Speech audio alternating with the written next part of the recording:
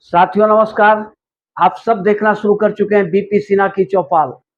मित्रों, अरविंद केजरीवाल ने अपनी पत्नी सुनीता केजरीवाल को दिल्ली का मुख्यमंत्री बनाने के लिए एक बेहद सातिराना चाल चला। और वो सातिराना चाल क्या थी कि इस्तीफा नहीं देंगे, मुख्यमंत्री बने रहेंगे, जेल से सरकार चलाएंगे। हालांकि वो भी जानते हैं, अरविंद केजरीवाल भी, कि जेल से सरकार नहीं चल सकती है। ये जिद उनका बेजा है। या तो मुख्यमंत्री बदलना पड़ेगा, इस्तीफा देना पड़ेगा, या सरकार ही बर्खास्त कर दी जाएगी। तो ये खतरे केजरीवाल को पता थी इन बातों के बारे में। ऐसा नहीं है कि वो अनजान अनभिज्ञ है, लेकिन उनका जो मकसद था कि सुनीता केजरीवाल को स्टेप बाय स्टेप प्रोजेक्ट करके और अपनी जगह पे बैठा दें, मुख्यमंत्री की कुर्सी पे बैठा दें। और ऐसा वो इसलिए करना चाह रहे थे ताकि शीश महल उनका बच जाए और जो सत्ता का पावर है, जो सत्ता का हनक है, वो भी अपने पास रह जाए। क्योंकि केजरीवाल जी को ये पता है कि जैसे ही सत्ता उनके हाथ से निकली, वो दो कौड़ी के होकर रह जाएंगे। क्योंकि अभी उन्हें बरसों जेल में रहना है और हो सकता है सजा भी हो जाए। तो अब एक लंबे समय के लिए वो निपट चुके हैं। अब सवाल ये उठता है कि जब वो मान लेते हैं जेल से वापस आते हैं साल 2 साल 3 साल 5 साल बाद, तो फिर उनका इमेज तो रसातल में चला गया है। वो तिहाड़ी बन करके लौटेंगे और एक तिहाड़ी का क्या कोई इज्जत, मार्केट में क्या इज्जत है, जनता में क्या इज्जत है, किससे छुपाने की छुपी हुई बात नहीं है। तो मित्रों, ये केजरीवाल का प्लान था कि सुनीता केजरीवाल चीफ मिनिस्टर बन जाए और इसी के लिए सारा गेम रचा उन्होंने। और आतिशी मार लेना, सौरभ भारद्वाज तत्कालिक उन्हें शत्रु नजर आ रहे थे, इनके सुनीता केजरीवाल के राह में रोड़े के रूप में नजर आ रहे थे। तो उन्होंने उनको भी निपटा दिया।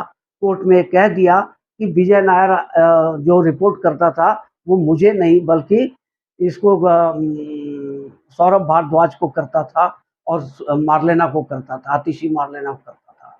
तो मुझे कुछ पता नहीं ये लोग क्या बात किए क्या नहीं किए। अब यहाँ पे वो फंसा दिए आतिशी मारलेना और सौरभ भारद्वाज दोनों को, कि पूरी तरह से निष्कंटक हो जाए सुनीता केजरीवाल का रास्ता, कोई अवरोध विरोध करने वाला ना बचे। तो भाई, शेर के ऊपर सवा शेर हर जगह है, हर जगह मौजूद है। यहाँ अमित शाह या भारत सरकार ने भी एक दांव चल दिया। ईडी ने, जो ईडी संजय सिंह को बेल नहीं लेने दे रही थी और मेन कल्प्रिट बता रही थी, मेन सरगना संजय सिंह को बता रही थी, वो ईडी ने हाथ खड़े कर दिए कोर्ट में, कह दिया कि इनको आप जमानत दे दीजिए, हमें कोई एतराज नहीं है। अब ये सारा राज यहीं पे छुपा हुआ है मित्रों, कि ये ईडी ने जो हाथ खड़े कर दिए, ये किसके इशारे पे हुआ और क्या हुआ, ये समझने वाले समझ गए होंगे। जब संजय सिंह बाहर आ गए जेल से, तो फिर बीजेपी को गालियां देना शुरू कर दिए। हालांकि इसके पीछे बहुत बड़ा राज भी हो सकता है। हो सकता है संजय सिंह के साथ समझौता हो गया हो बीजेपी का और वो निकल कर गालियां दे रहे हो। लेकिन संजय सिंह जब जैसे ही मैदान में उतरे, जेल से बाहर आए, आतिशी मारलेना से लेकर सौरभ भारद्वाज तक का चेहरा उतर गया, क्योंकि ये लोग भी अपने आप को कंपटीशन में मान रहे थे। और सुनीता केजरीवाल और अरविंद केजरीवाल दोनों के होश उड़ गए। अरविंद केजरीवाल तो बेहद गुस्से में है। अब सवाल ये उठता है, संजय सिंह जो है शुरू से पार्टी के साथ बने हुए हैं, अन्ना आंदोलन के टाइम से ही बने हुए हैं, थोड़ा लेट आए लेकिन वो शुरू से बने हुए हैं।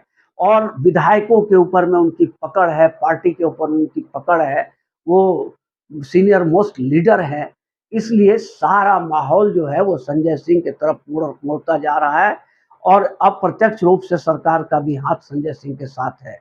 कि केजरी को कुल सहित मिटा देना है, कि केजरी जैसा इंसान सत्ता में नहीं होना चाहिए। इस सोच के तहत संजय सिंह को सत्ता सौंपी जा रही है।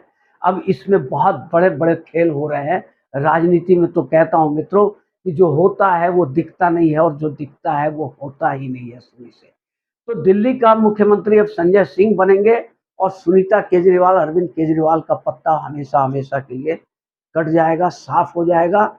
ये भारत की राजनीति में एक था केजरीवाल इतिहास बनकर रह जाएंगे। साथियों, अगर वीडियो अच्छी लगी हो आप लोगों को तो एक लाइक और चैनल को सब्सक्राइब जरूर कर देंगे। धन्यवाद।